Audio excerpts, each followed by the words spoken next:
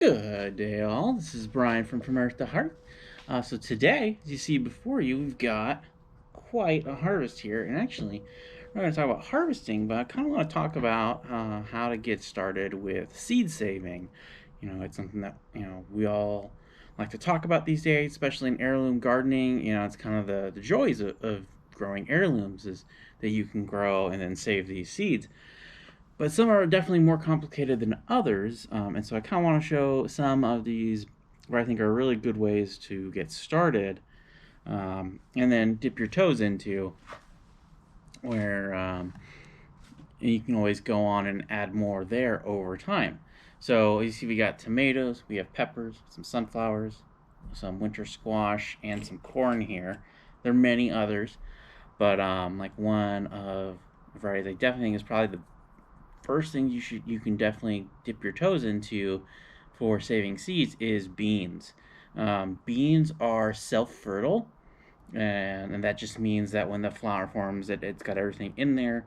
So it's very, very difficult for beans to be cross-pollinated with another variety, and so they're going to go true very easily. There's still genetic mutation. There is still the potential chance, and that's sort of the joys of saving your own seeds is you can definitely over time kind of get your own variety. But if you're careful with selecting, if things like start to vary, you can just not save the seed from that plant. But all you have to do is just, even if it's a green bean or one of those, is just let the pod go fully formed and start to dry, and then you can shell it and have your own beans. And you see, I've shelled another variety here. This is a Petit Cœur de Caen. This is a French variety, highly prized for soups, stews. In France, they make cassoulet with it, which is a really fancy just baked beans. So baked beans, if you love baked beans, this is a great variety. This is Good Mother Stallard. Has really fun colors and patterning to it. It's a good soup bean. It's just a good general purpose dry bean. But yeah, see, these are just great and easy. Also, from the sense there's not a whole lot of complicated processing you have to do. Tomatoes are a variety, are one where it's relatively easy to grow and process, but there is more to it, and I'll talk about that later. The beans, you just gotta let it dry and then open the pod, and as long as the seeds are dry, and then wait till next year and they're ready to go. There's really nothing else to it. Now, corn's another one that I like. I think is a good beginner, though there are, and as we kind of go from beans to these others, there's a little more, but they are still good beginner ones. So corn is wind pollinated. So there's pluses there in that you don't really have to worry about bees and other things carrying pollen to it. But that does mean your control over how well these go true is definitely dependent on the wind. So when you are seed saving, you definitely want to be concerned about spacing of other varieties, but there are things you can do. Unlike beans, which again, they're self-fertile, you can grow varieties and varieties and varieties of beans and be very secure in the knowledge that they will go true. As we start getting into these other things, you're gonna have to do a few things if you want to make sure that you're not getting any cross-pollination happening.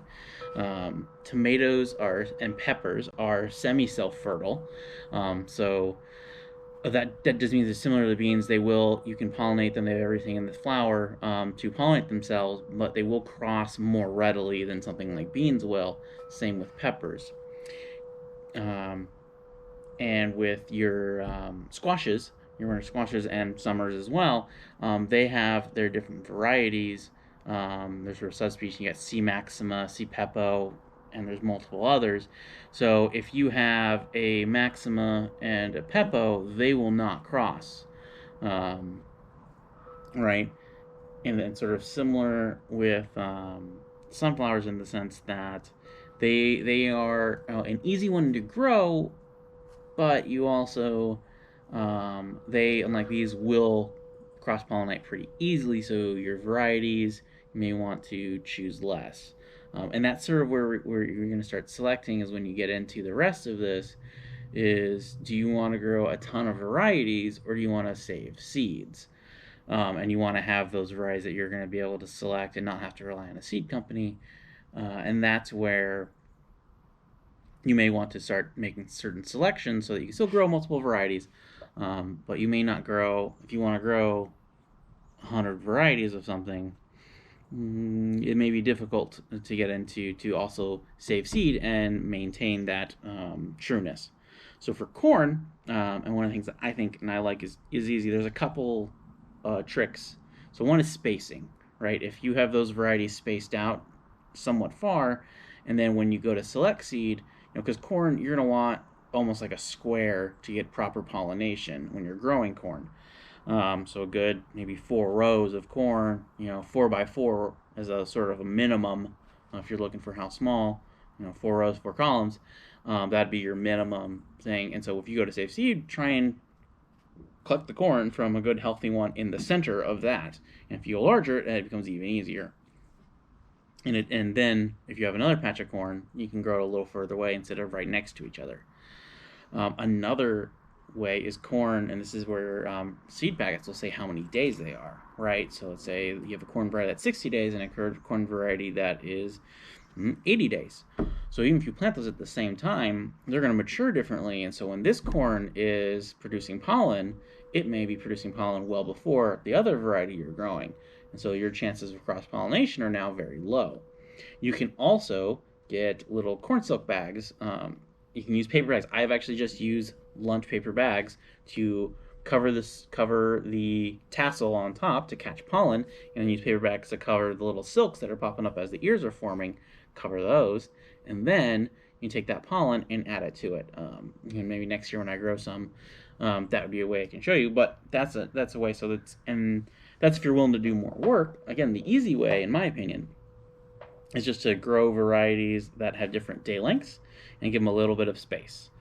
As well, you can also space, if they both, let's say, are short season varieties, 60 days, or something like that, you can space your plantings. So let's say plant one, and then 2 weeks later, plant the next. So again, you should have a good period where this one will be active in pollinating, and by the time it's done, the other one will be ready, and that will prevent you from having any cross-pollination. Now, I already kind of talked about it with squash. Winter squash is another really good variety, in my opinion, or a type of vegetable that you can grow and be sustainable and save your own seed from. But the way you're going to want to do it, especially if you are looking to do it as focus of saving seed year after year, is to simply select varieties that are in those different categories. Like, for example, you have a C. Maxima and you have a C. Pepo. There are, I think, about 4 common ones, and I am forgetting the other 2 off the top of my head. And I probably will just list them down below. But again, those will not cross-pollinate. So if you grow 4 of those varieties, 1 of each, and you grow as many plants of those, you will have trueness. Your other seeds go true. You can also try and space things out. Again, spacing does matter. That reduces the chance of pollinator going from one variety to the next. Have all of these guys, multiple plants in one spot, so that if they are pollinating, they're going to pollinate all those plants, and by the time, if one does come that has pollen, those plants should already be pollinated, and you should be fine. You can also hand pollinate. Squash is actually one of those that's actually pretty easy to hand pollinate. You just got to get up a little early in the morning. And when the male and female flowers open, you can just get out there first, and just get a little, not toothpick, sorry, a little cotton swab, and you can use that to collect the pollen and transfer it to the female flowers, and there you go. Hand pollinating is pretty easy. You can do some insect netting if you really want to be secure, or put little bags. There's little bags that you can just put over the flowers while they're closed, and then that way if they open before you get to them, you can get out there, collect the pollen, and make sure no insect has done it before you. Again, they do open early in the morning, so you do want to get up early, and so if you're not a morning person, I do recommend using the bags. There's little fine mesh bags. They're multi-purpose. You can use them for storing onions and other things. If you're not using them, they're good for fruits and vegetables as well, like on your trees. Now, tomatoes and peppers, again, moving on here, they're also pretty easy to save seeds on. Again, they are semi-self-fertile,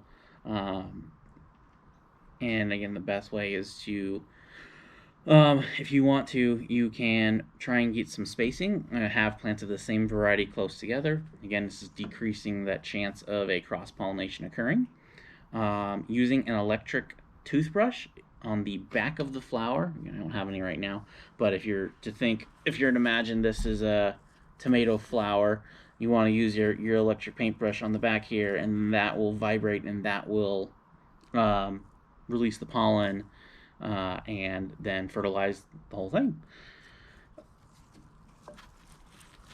And that will then prevent, or at least again minimize the chances of an insect having done that and cross-pollinated. And you can do the same with peppers.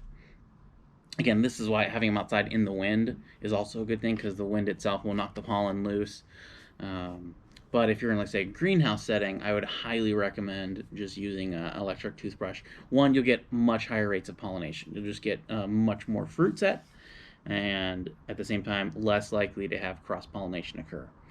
Now, with sunflowers, they are easy from the sense that they're relatively easy to grow as a plant. They need a good amount of nutrition, but they set a lot of seeds in their seed heads. They're really easy to harvest and produce a large number of seeds, and they're also just generally an easy plant to grow, but they will cross-pollinate. So that's where you can either choose a very small number of varieties, or make sure they're far enough away that that space is less likely for them to cross-pollinate. But again, they're easy plants to grow. They produce a lot of really easy seeds. They're not tiny. That's like something, those are like sometimes they produce really small seeds. With tomatoes and peppers, you're going to be looking at, having to do a little bit of fermenting, especially for tomatoes, to kind of get there's little coating to them on tomatoes, especially, that you need to kind of ferment that off in order for the seed to go true, or seed to germinate properly. And really, as long as, a similar way to beans or corn, as long as you let it dry properly, these guys are really easy to harvest, and produce a lot of seeds, and are really easy to grow in that sense. They are just, of these, would be the easiest ones to cross-pollinate. Though, again, as with squash, if you have multiple varieties that are C. Maxima, they will all readily cross each other, no problem at all. So, in the same way, every one of these has a pro and a con. Like, beans are your easiest. Definitely get started with beans, especially if you want to grow a bunch of varieties, right? That's, like, I think, one of the best pros of beans. Corn is also really easy, just from the simple fact is, you can space your plantings. You can space your different varieties out a little further away in different little blocks, and then just grow stuff in between them from other things. And also, you can just also get varieties that will be pollinating at different times, from different day lengths. Squash is great also for just the simple fact that as long as you're choosing those different subspecies, they will grow really well, and they will then be able to go true very easily as well. You don't have to worry about it. I mean, there's always potential if you're in a really tight area with a bunch of other gardens, it could happen, but that's just the nature of seed saving, unfortunately. Tomatoes and peppers are also easy, just from that fact that they are also self-fertile. They will cross-pollinate much more easily than some of the others, but they grow really well and are relatively easy to process. Again, you gotta take the seeds out and do a little fermenting. Maybe I'll do a special video, but there's tons online. Just go look it up. Peppers, even peppers, I don't really worry too much about the fermenting. It's mainly the tomatoes. So peppers would probably be a little easier than tomatoes in that sense. So hopefully this gets you inspired to start seed saving, and kind of gives you an idea of where you should look to start. There are lots of ways, but I think it could be a trap to really go just dive right into seed saving. And you kind of do have to decide, is your goal to, carry on varieties and seeds year after year, or do you want to try every variety under the sun?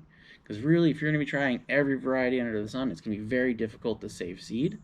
Your chances of cross-pollination go up significantly. So just something to consider. Hopefully this will get you started, and hopefully this helps. And have a great day.